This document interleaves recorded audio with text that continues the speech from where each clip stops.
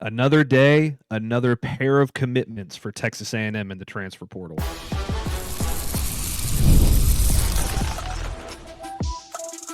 You are Locked On Aggies, your daily podcast on the Texas A&M Aggies, part of the Locked On Podcast Network, your team every day. Welcome in. I'm your host, Matt Galatzan of Texas A&M Aggies on SI. Welcome to Locked On Aggies, part of the Locked On Podcast Network, now the number one sports podcast network. I am joined by Zach Dimmitt today. Zach, the Aggies are just cleaning up in the transfer portal right now. 2 more commitments for Texas A&M, bringing their total well above double digits so far for the cycle. Just a few days in, there's still 8 days to go, 8 or 7.5 days to go as we record this.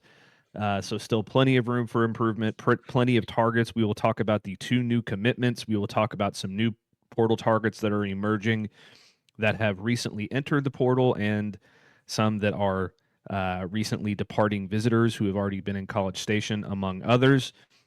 But also Texas A&M does lose another player to the portal as well, so we will close out the show with that one. But Zach, 2 new commitments. Again, Mike Elko does it. This time, not a G5 team, not a Big 12 team. 2 SEC caliber talents that have played a lot of football in the best conference in football.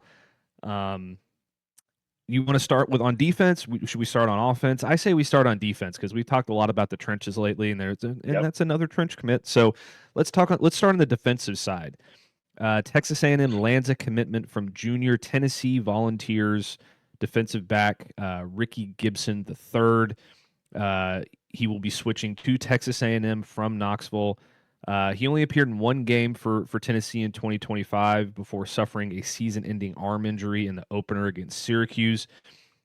He did record a tackle in that game after 19 snaps. Tennessee went on to win that football game. But he has been in Knoxville from 2023 to 2025. He appeared in 26 games, recording 42 tackles, 3 tackles for loss, 6 pass deflections, and 1 forced fumble. Extremely talented guy, one that should slot in and get a lot of playing time immediately and compete for a starting job. Big time get for this secondary. Yeah, absolutely. We talked about this a little bit, I believe it was maybe on Monday. This guy missed almost all last season. If you go check our story about him on Aggies on SI, there's actually a picture of him with the cast on his arm. He was sidelined for most of this year. But the good thing is that it's not some Achilles, ACL, lower body thing. You figure that he'd be able to bounce back pretty well. Heading into 2026, and yeah, big time get for A&M. Anytime you can land a guy with SEC experience. I know we're an SEC podcast, covering an SEC team, so we're of course gonna hype up the conference, and I think obviously the SEC is the best conference in the country, and so whenever you can get a guy that's familiar with that kind of talent and that kind of speed, you should never underestimate that, and so. I did mention it before. He doesn't have an interception in his career. Some people might overreact to that, and I get it. Stats are important, but this guy has tons of snaps under his belt. That's going to come in handy whether he picks off the ball or not next year. There's more ways you can impact on the secondary on defense, than intercepting the pass. So big time get for A&M. Of course, being able to get someone away from Knoxville and away from Tennessee is always a good thing as well. So, 3 years of experience under his belt, and you hope that he's immediately going to be able to come in and provide an impact. Yeah, absolutely. That is the 13 Gibson and this other commit we're going to talk about in a second makes 13 commitments for Texas A&M so far through the portal. That is more than a lot of these power programs and blue bloods have been able to bring in so far. I think Notre Dame is still without a commit. Georgia has like 2. Texas has a handful, but the most of them are on the special. I think 3 of them are special teamers. So Texas A&M's doing a great job of snatching up talent so far. But Gibson, he played in 10 games last year, including the game against. This is 2024, by the way, including the playoff game against Ohio State, including a game against Oklahoma, Alabama, and Georgia. So he's got some really, really big game experience, which is super, super important when it comes to to being a lockdown corner in the SEC. He's athletic, he's fast, he's got a good build for a corner, and he should fit in nicely to this secondary. But like we mentioned, he is not the only SEC commit to come to Texas A&M via the portal. This next one comes in the trenches. Wilkin Formby, the Alabama offensive tackle, committed to Texas A&M on Wednesday night after we had recorded our show. He started the entire season for the Crimson Tide this past season. He graded out at over an 80, PFF grade in pass protection. Really important part of an offensive line that was pretty good in pass protection. They struggled to run the football, but that was not due to your right tackle. That was more due to running back injuries. That was more due to interior offensive line problems. They had two of the best tackles in the SEC last season in Formby and their left tackle, whose name escapes me at this moment because I'm terrible with names right on the spot, but he just committed to the NFL draft. So now the Aggies, or the Crimson Tide, are down their top two corners, and the Aggies have gained one of those corners. Very big guy, very athletic guy, will be really, really good on the right side of that line. There was talk about Lance Hurd from Tennessee. There was talk about Jacarius Peak from North Carolina State. This would indicate that Texas A&M is probably done along the offensive line, at least in terms of starters, especially at the tackle positions. I wouldn't be surprised if they brought in another guard via the portal to compete with Cohen Eccles. But outside of that, it really seems like the Aggies have rounded things out in a very nice way on the offensive line.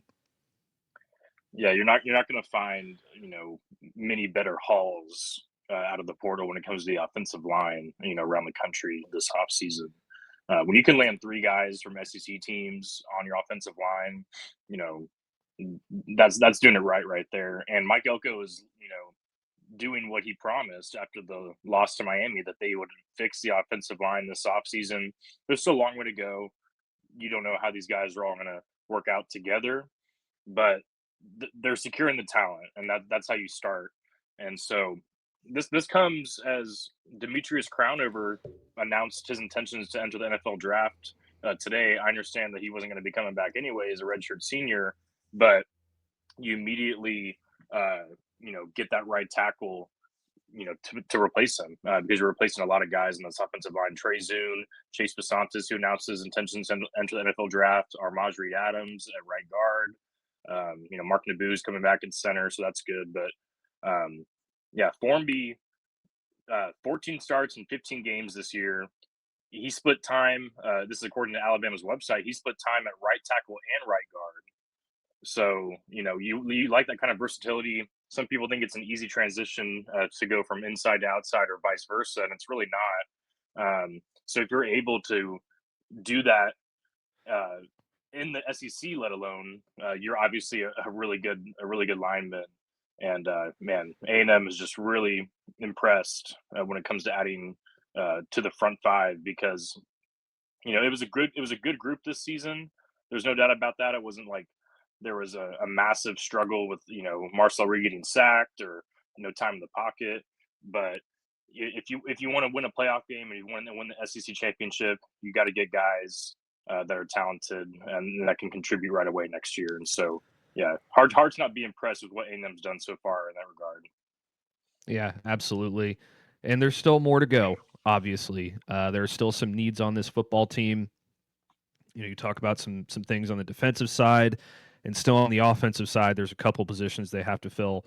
So in this segment coming up next, we're going to tell you some players that we think Texas A&M should target and probably are already targeting as we enter the latter half of the transfer portal period. So stick with us after this break, and we'll be right back. Let's be real. Managing your finances can feel overwhelming. Between subscriptions you forgot about, bills that keep going up, and trying to figure out where all your money actually goes each month, it's easy to feel like you're losing control. And who has time to track every transaction or hunt down hidden fees? That's where Rocket Money comes in, the personal finance app that helps you take control. It finds and cancels unwanted subscriptions, monitors your spending, and helps lower your bills so that you can grow your savings. I was shocked when Rocket Money showed me how much money I was paying for all my streaming subscriptions like Netflix and Amazon Prime and Max and every single thing that I watch on a daily basis and that I completely forgot about. It's already saved me money. So let Rocket Money help you reach your financial goals faster. Join at rocketmoney.com/locked on. That's rocketmoney.com/locked on. rocketmoney.com/locked on. Before we move forward with some additional targets for Texas A&M, I'd like to give a shout out to our loyal listeners. Thank you for making Locked On Aggies your first listen of the day, and thank you for making Locked On the #1 sports podcast network. If you haven't already, please go check out the new Everydayer Club. You get access to an ad-free audio feed for Locked On Aggies compatible with Apple Podcasts, Spotify, and every other major podcast app. And you also get an invite to the members-only Locked On Everydayer Club Discord server, which includes a group chat just for listeners of this show. I will be hanging out in there as well, so if you want to come yell at me about some takes that you disagree with, please do that. And go to lockedonaggies.supercast.com or tap the link in the show notes to learn more about that. Zach, there's still a few needs for this football team, despite some very, very good portal pickups so far. You'd still feel great about adding another edge rusher to this unit, even though you've added one already. Obviously, running back, you need a big power back. That would be a need that I think most Aggie fans would really like to see. Probably wide receiver as well, just getting one more body out there. And obviously Cam Coleman is one that everybody's waiting to see where he drops, coming off of his visit to Lubbock. So a lot still for this team to chase. I think we'll start on the defensive side of the ball because this one is fairly new. The Texas Longhorns lost a very, very talented edge rusher to the portal. Not very surprising, I don't think, in my opinion, because his brother, who played offensive line and was one of the main reasons that he showed up in Austin to begin with, entered the portal a few days ago. Now he has entered the portal on Thursday. Xena Umeozulu, really, really talented guy. He's known for being kind of a bully, physical, really hit you in the mouth type of edge rusher. He played that buck position at Texas. That is the more physical side of the edge rushing front, and from everything I'm hearing, Texas A&M is already going to be a major player in this one. I've seen it elsewhere as well from other insiders that he is going to be heavily considering Texas A&M. That doesn't mean he's going to be a lock for Texas A&M, but they are going to be in the conversation, and I would be shocked if they didn't get a visit from him. But hey, if you can add him to the fray with these other edge rushers they've brought in and some of the young guys that they have, all of a sudden you look like you've really rebuilt that room in a big way. Yeah, definitely. Listen, you already got Ryan Henderson from San Diego State. I think he's going to be very impressive next year, but you got to make sure that you address that other side of the defensive line. And Umeozulu, didn't play a lot last season. Got, I think, around like 250 snaps this year. So somewhere around there. So that's a lot of experience this season, even if the stats don't necessarily jump off the page. Only 13 total tackles, but he did have 2 sacks. Texas trusted him enough to give him significant playing time in that season opener against Ohio State in Columbus. This is without having a spring game, nothing like that.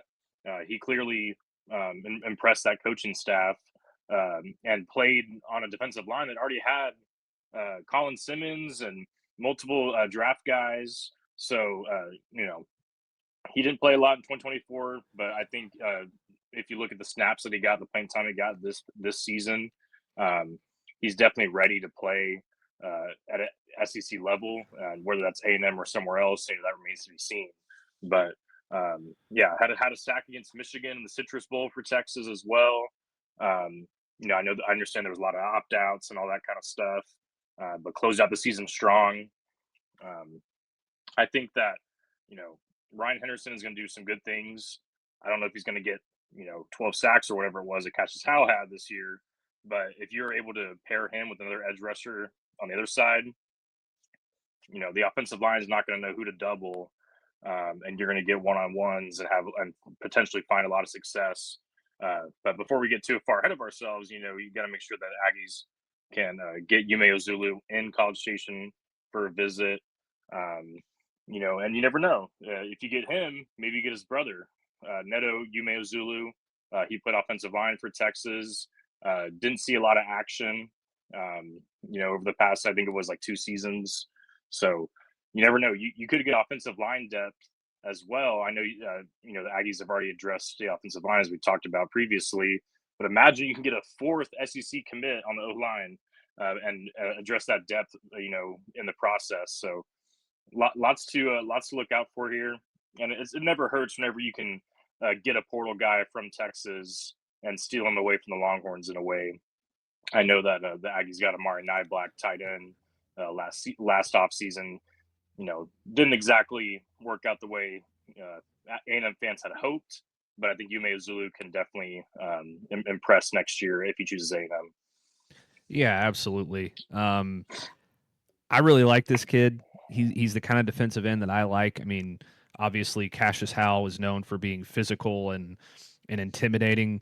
Umeozulu may not have all of the raw physical gifts that Cassius Howell has, but he brings that intensity, he brings that physicality, and I think he'd be an excellent addition to add alongside Anto Saka, who they just got from Northwestern, and Henderson, like you said, who they got from San Diego State. So that could be a very, very interesting player to take a look at if you're Texas A&M. And then we'll move on to the other side of the ball, Zach. Obviously, running back is going to be a need. Your room is incredibly young behind Ruben Owens, Jamarian Morrow, KJ Edwards. You need to bring some experience. You need to bring some big bodies in there. Yesterday, Harrison and I talked about Bryson Washington from Baylor, who visited College Station, the 6 foot, 216-pound back that exploded onto the scene, not this season, but the season before, with over 1,000 yards. And he also was great out of the backfield, averaging 7.8 yards per catch. But there's still some other players out there who they could potentially target. And ideally, you want to find a bigger guy. Those players are starting to kind of fall by the wayside as the portal continues, and that doesn't mean that every player that is currently in the portal are going to be the only players in the portal, because A&M lost one today, and we're going to talk about that in the third segment. But there is one particular name outside of Bryson Washington who I do think Texas A&M should watch. I know that Auburn is in on that conversation as well, and he's taken some other visits too. But the one that I really like for Texas A&M, who I think could be underrated and potentially be that secondary change of pace back with Ruben Owens, is Kaden Durham out of LSU. Duncanville, Texas native. He's known as kind of a speedy guy, but he's also very adept at running through tackles, and he's more physical than people give him credit for. He's up over 205 pounds. So he's kind of compact. He's a bowling ball with breakaway speed, kind of everything that you need in a complete back to put alongside a speedster like Ruben Owens. And I think they could be really good complements together. I haven't heard that Kaden Durham is taking an Aggie visit. I've been trying to dig into that a little bit because I think that he does want to return to the state of Texas if he has his choice. But if the Aggies somehow could wrangle him in, I think that would be another interesting running back name to watch alongside, like I said, Bryson Washington out of Baylor.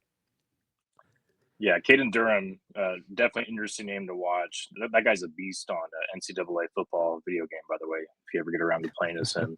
But yeah, I like that. I like that mention, Matt. Anytime you can get a guy that's a Duncanville product, you're probably doing something right. That program puts out elite level talent. I know the numbers may not pop off the page for Durham over the past 2 years as much as you'd like when it comes to from A&M's perspective, trying to get an elite running back out of the portal, not a 1,000-yard rush or anything. LSU's kind of struggled to run the ball a little bit, under Brian Kelly, and obviously he's no longer there, so things might change with Lane Kiffin. So, Bryson Washington, I think he's worth watching as well. 3 years at Baylor, 1,000-yard rusher in 2024. He's going to be taking a visit to Tennessee as well, so maybe don't get your hopes up too much when it comes to A&M. You got to make sure you battle Tennessee in that regard as well, and so that might be tough. But Kaden Durham, I think, very interesting name to watch. Like you mentioned, there's not any clear development trending towards A&M right now, but these things happen fast, and you never know where it might lean. You already got Cone Eccles from LSU on the offensive line. Maybe he can play a part in the recruitment of Kaden Durham. As his former teammate at LSU, you never know. You never know what might tilt it one way or the other. So we just got to wait and see what happens. The good thing is for A&M is that you're not trying to get a running back out of the portal that's just going to carry the ball 30 times a game next year. You're probably going to go a little bit by committee. With Le'Veon Moss not playing a lot this past season, missing extended time, Ruben Owens continued to show what he can do, and he's very much deserving of still getting lots of reps next season. And so you're not going to be getting a guy that's just going to be toting the rock the entire game, and then by the time the playoffs come, now he's all banged and battered up, and that's not what you want. So you want to get a guy that can complement Ruben Owens as well, and take somewhat of a committee approach out of the backfield. And I think Durham's a really interesting name to watch for sure. Yeah, and there's a couple of other names that you can potentially circle if you're Texas A&M that could be a good fit. I really like LJ Phillips out of South Dakota. I know that's a small school and a small name, but 5'9", 225 pounds. Talk about a power back. That could be a good fit. The other one that may be a little bit more of an outside shot as we stand right now is Mekhi Frazier from Michigan State. He is a Texas native. He is a big back. He is a powerful back, and he was one of the better running backs in the Big Ten, and he was one of the best backs in the portal. He's visiting, I think, Ohio State right now, so that's that could be a little bit more of a long shot. And then maybe an outside name that hasn't entered the portal yet and could still enter the NFL draft, but is worth watching is Justice Haynes out of Michigan. Yep. I believe he's considering returning back to school. Now he could stay at Michigan. He could enter the portal. We don't know what's going to happen there, but just keep an eye on that one. That one could be interesting to watch for teams who are heavily pursuing running backs. Like I said, though, it's not all sunshine and rainbows in Aggie land. You continue to lose talent as you bring talent in. That's just kind of how the game goes these days. And Texas A&M lost another one on Thursday morning. We're going to talk about that next here on Locked On Aggies. Well, I hate to see this kid go because I thought he was really talented. And it's just one of those things that's going to happen when you're bringing in talent along the interior, along the trenches. You're going to also lose players who maybe thought they were going to have more of a impact on what Texas A&M was going to do next season. It is what it is. You still hate to see it, though. Defensive tackle Dalon Evans announced his intention to enter the portal for next season. He's a 4-star recruit from the 2024 class. He just got 8 tackles in his career. He got a little bit buried on the depth chart behind Albert Regis and Tyler Onyedem, but A&M has also brought in 3 commitments along the defensive line in the portal so far, and it just kind of seems like he's not in a position to compete for serious playing time. He's north of 300 pounds. He's an interior defensive lineman, 6'5", all the things that you want physically, but it just didn't seem like it was going to happen for him right now in College Station. So he exits, and you lose a talented young guy who you would have loved to develop, but you also wish him the best. He's going to find a new home and be really good wherever he ends up eventually. I kind of hate the transfer portal a lot because you can't almost can't even be excited about talented players that you're bringing into your program and recruiting, because if they don't play as a freshman and they're not guaranteed to be a starter as a sophomore with a bigger NIL deal, then they're going to leave. but it is what it is. You just wish the best for Dalon Evans. Yeah, I'm with you there. That I can go on a whole rant for a whole episode about that kind of stuff, but you'd like to see these guys stay for at least one more year to at least get film and playing time under their belt before hitting the portal with almost nothing to show for. That's not necessarily the case for Dalon Evans. He did appear in multiple games this year, multiple SEC games.